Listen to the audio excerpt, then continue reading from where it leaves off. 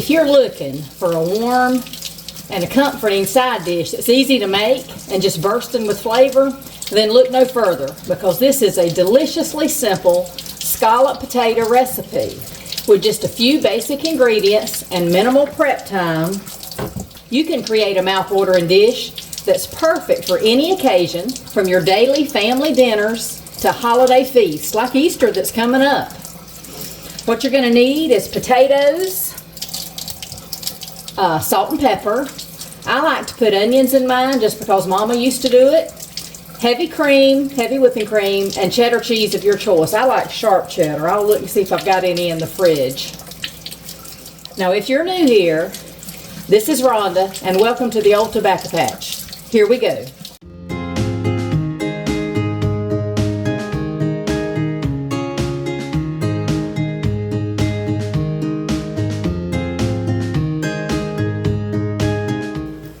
Now, first thing I'm going to do is preheat my oven to 350 degrees and start slicing these potatoes.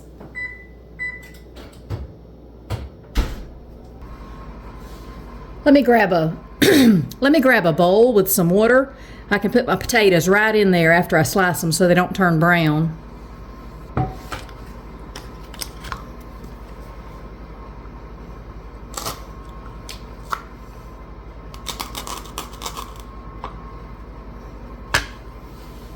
All right, now I rarely use this slicer. I usually do things by hand, but I want these really thin today.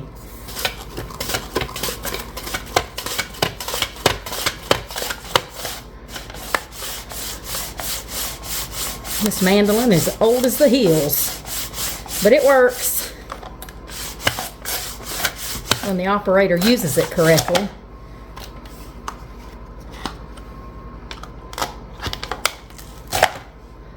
See if I can get that one on off of there.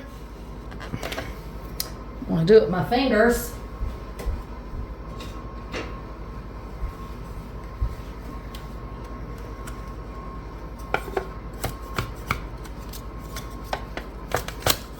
There we go.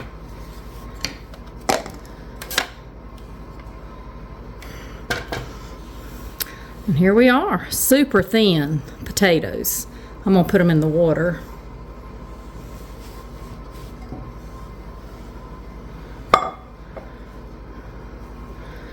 I don't want them to turn brown on me before I get ready. And I leave the skin on mine, especially with these, are they Yukon Golds? I'm not sure what they are. Yellow potatoes though.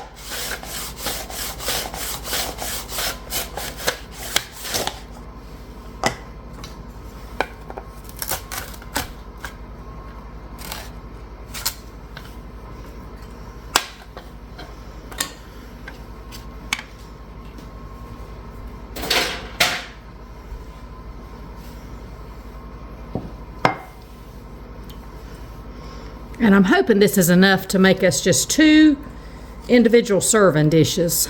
The last time I made these, I sliced way too many potatoes. But we're gonna make this work.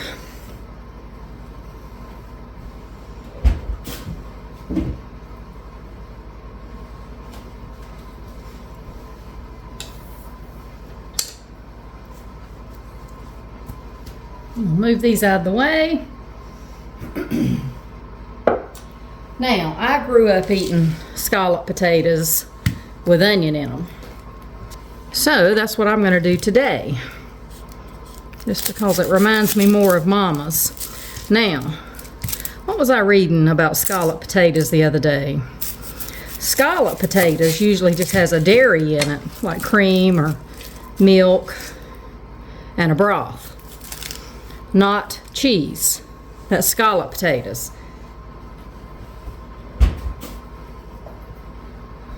But then you have what they call au gratin potatoes, which is cheese potatoes. But we have always here in the South put cheese in our scalloped potatoes. So I wouldn't think there's scalloped potatoes if I didn't find cheese in them. Now I will say this, I've told y'all before, Mom and Daddy were farmers, tobacco farmers mostly, and she always fed the tobacco hands at lunchtime, which meant there was a large table of food prepared every day, and she made these quite often. But she didn't make them like this. She would slice her potatoes.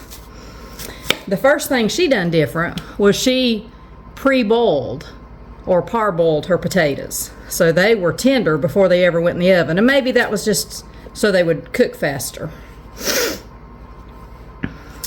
The second thing is where I'm going to use cream today. She always mixed up, what was it? Milk, a little bit of flour, and salt and pepper, I think, and made like a slurry. And that's what she put in between her potatoes. Like you're about to see me use cream, that's what she used. And I'm sure it was only because she didn't have cream on hand every day. But I tell you what, they were really good. All right, there's my onions, because I like onions in them. All right, let's grab our bowls and start layering this in. I'm going to start out by putting just a little bit of heavy cream on the bottom of my bowl, just so that the bottom is wet. I did put paper towels on my potatoes just to dry them a little. We're going to go with a potato. Then I like salt and pepper on top of my potato so that we've got flavor all the way through. And then I like onion rings.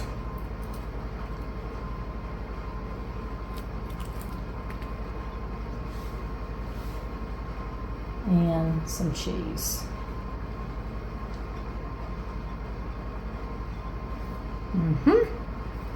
And then in with a little cream again. Not much, just a little. Potatoes.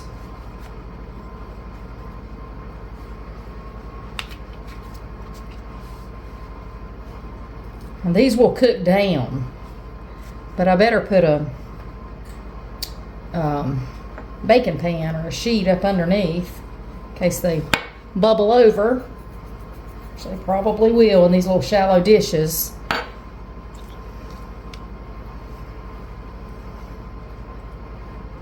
Oh, that looks great. And you cannot get too much onion for me.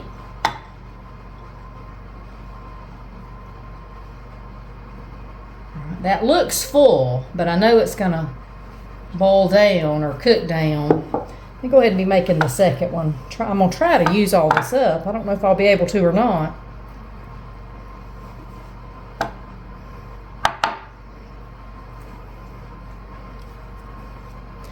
Now, one thing I notice when I eat scalloped potatoes made this way, the potatoes have a different texture than what I'm accustomed to. Like I mentioned before, Mama pre-cooked her potatoes, so they were tender before they ever went in the oven. All she really had to do is just melt everything together. These are not. Even though I've cut them pretty thin, sliced them pretty thin, they're going to need to bake probably an hour to get tender. And to me, the best way I have found to check them for tenderness excuse me, is somewhere around the 45-minute to an hour mark. Stick a fork in them in the oven and see if they're fork tender. If they're not, let them cook some more. Don't use a knife will go right through.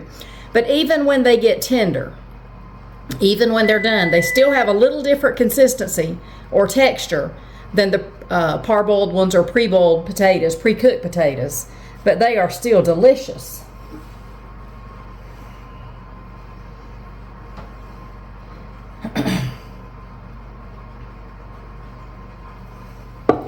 I had told Frankie that we would share a steak this evening for our meal, And we've got where we'll take one ribeye and cut it in half, and that feeds the both of us easy. But we'll have these potatoes, probably a side salad. What else have I got? Steak, potato, and side salad. That's a big plenty. Too much, actually. I'm gonna have more potatoes than I need, aren't I? But anyway, that's what we're gonna have for our meal today. We've had so much going on here of late. I think I mentioned to you before, been doing a little bit of work at the, what I call the fish camp. I went yesterday and painted one of the exterior doors. It's about time to start mowing. Everything is turning so green around here. I mean, spring is here, or almost here. When is the first day of spring? It may be past already. I hadn't even looked this year. But anyway, everything's turning really green. Now, I noticed this morning, and I believe yesterday morning, today is Wednesday, oh my goodness, what is it? 15th? 16th? I'll have to look and see. It's mid-March, put it that way, mid-March. The last 2 mornings have been like 39 and 40 degrees. That's been hard on my greenhouse. I've been trying to grow out some tomatoes. And it's tough when it's, in the 30s during the night and morning hours. Then it wants to get up in that greenhouse to like 120 or 30 during the day, so you got to run a fan for that. But I've had a hard time getting them to grow off this spring. But that's all right. If they don't grow off enough, I'm going to put them in the ground here in a week or so. I'd like to start putting some things in the ground today. Trying to decide if that's enough. I know it's going to melt down, but still.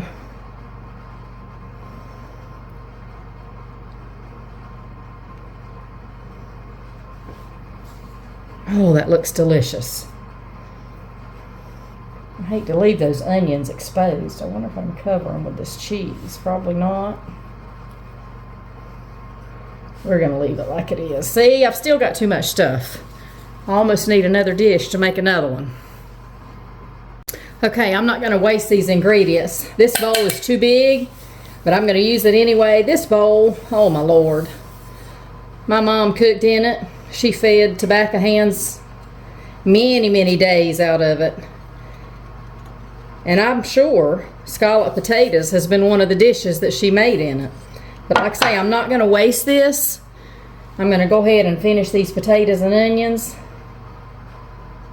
Even though there won't be a lot in this dish, it'll get eat. But anyway, in talking about what's been going on this time of year, I told you I've been at the fish camp. I've been working in the garden. Right now I've got my potatoes are coming up. They look great. I've got onions that have really come on. They sat there all winter long. The little tops wouldn't grow, and the first thing you want to do is grow off the top of your onion. You want plenty of vegetation on the top, and they just sat there, I guess due to our weather, because I kept them fertilized. But anyway, once it started warming up a little bit, they have come on like gangbusters. So we'll pull them out of the ground about sometime in April, maybe. What I do is I wait till the tops start to fall, and when 50% of the tops have fallen over, then I'll pull them, and I'll probably give them away, to be honest. Now, I do love to have plenty of onion, cut up chopped onion, in my freezer. I use it constantly. Frankie and I both love onion, and we eat it in a lot of different stuff, so I love to have it in the freezer. That way, if I don't have fresh one, I can pull some out of the freezer for cooking.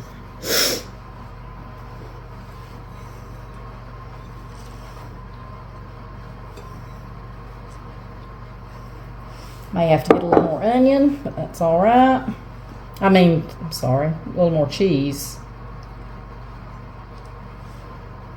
How can you go wrong with cream? What else has been going on? Oh, I've had some hedge that have just been overgrown. What are they? Loropetalums? Them things grow like gangbusters here in the South. And they have gotten so big on the corner of the house. They're on each end of my front porch.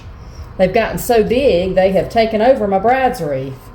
So I went out there a couple days ago, and boy, I got a little rechargeable battery-powered chainsaw, and I went to town on them. It's ugly, but I think they'll come back. But I want them a lot lower so that I can see my bride's wreath. But I've still got the other corner of the house to do as well. What's next? Cheese. Let me get some more cheese. And I do like sharp cheddar if I can find it. I have a tiny bit of mozzarella in this bag. Is that everything? You know, it made about a half a bowl. Who would have thought 2 potatoes would make that much?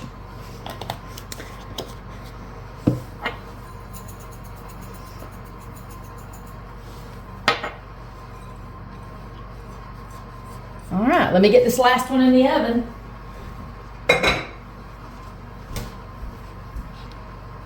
I tell you what, I wish y'all could smell that already. It smells wonderful. There's just something about that smell that takes me back to my childhood. I guess that was a smell that was in our home, right regular.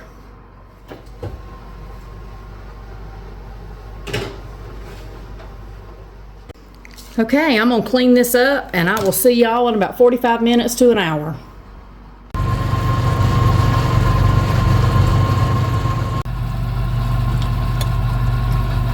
Perfect. Tender to the fork, and I've let these bake for a good hour.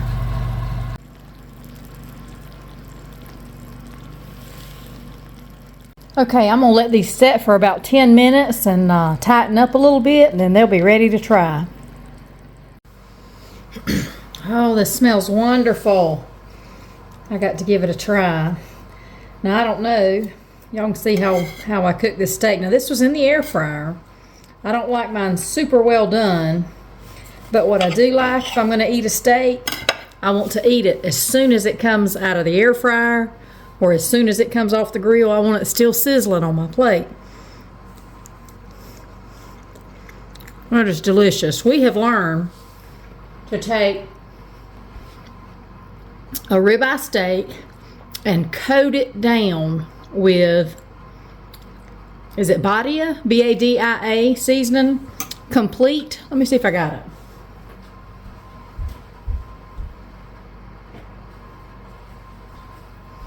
Yes, this is an old bottle because I keep refilling it.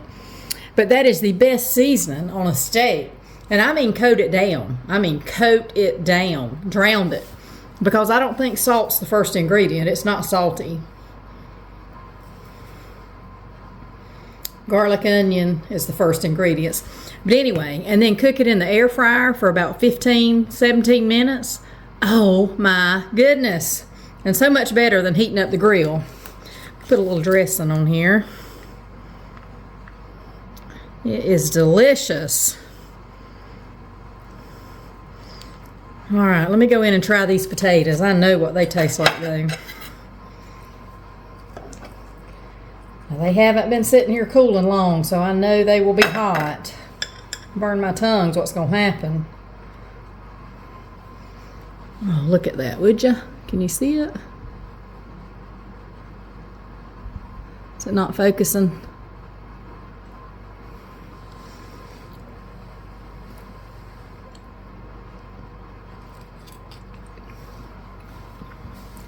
Oh my gosh. I'm telling you, it's the onion. That onion makes it. How can you go wrong with potatoes, onion, and cheese? And it's so hearty. It'll fill up your family. It's been like 40 degrees when we get up of a morning, so it's still a little bit cool here. But you talk about a good cold weather or wintertime food. It's so hot, and you know how potatoes are. They hold their heat. But it's delicious, and it's so simple to make. What was that, 3 ingredients? Mine had 4. Potatoes, cream, onions, cheese. But if you don't want onions in it, of course don't put them in it. And it'd be 3 ingredients, and it comes together so fast. One more bite.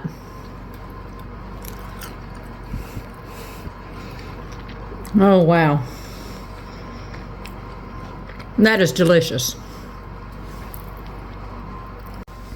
Delish.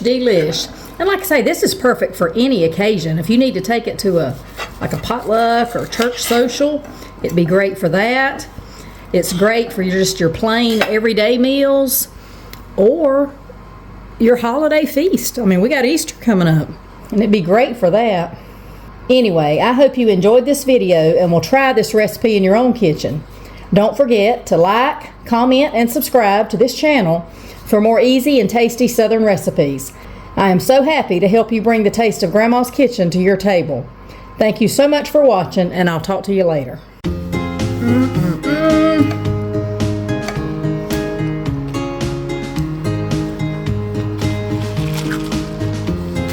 Good old sweet tea.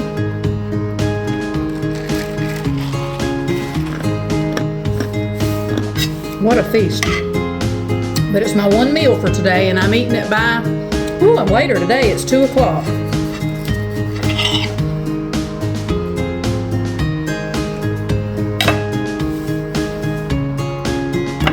Wowzers.